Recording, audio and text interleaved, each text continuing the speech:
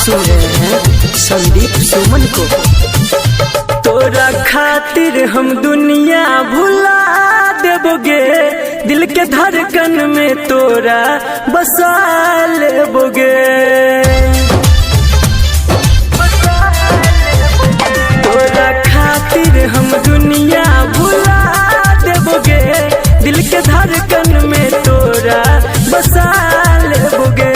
देख तोरा हम भलियो दीवाना गे जान, रूप चमकै छो तोहर जेना चमकै छै जान। मन के मंदिर में तोरा सजा देबोगे। तोरा खातिर हम दुनिया भुला देबोगे, दिल के धड़कन में तोरा बसा लेबोगे।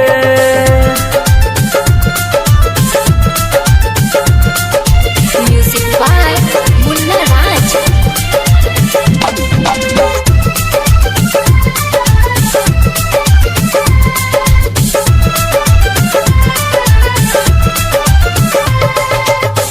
लाखों में एक गो छी तू गोरी, सब दिन तोरा देखै छी चोरी चोरी।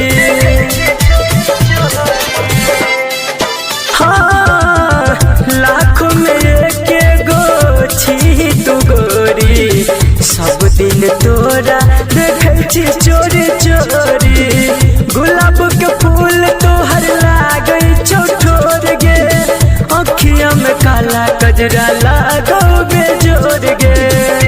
तोरा संगे हम घरवा बसा लेबोगे, जान कहबे तो अपना बना लेबोगे। तोरा खातिर हम दुनिया भुला देबोगे, दिल के धड़कन में तोरा बसा लेबोगे।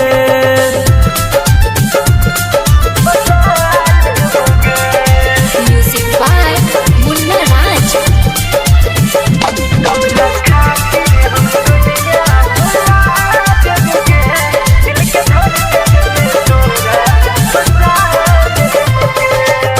सोच सोच तोरा चल को भगवान गे, लागो सब ब्यूटी तोरे कादल को दान गे।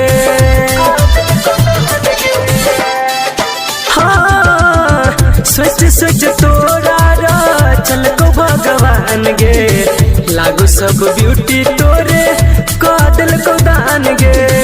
खुशबू जना तोहार गम को बदन गे, जन तेन नजरिया बैछ हर दम गे। सारा दुनिया से संदीप छुपा ले तोगे, सुर साजन प्रीतिया जगा दे तोगे। तोरा खातिर हम दुनिया भुला देबोगे, दिल के धड़कन में तोरा बसा लेबोगे।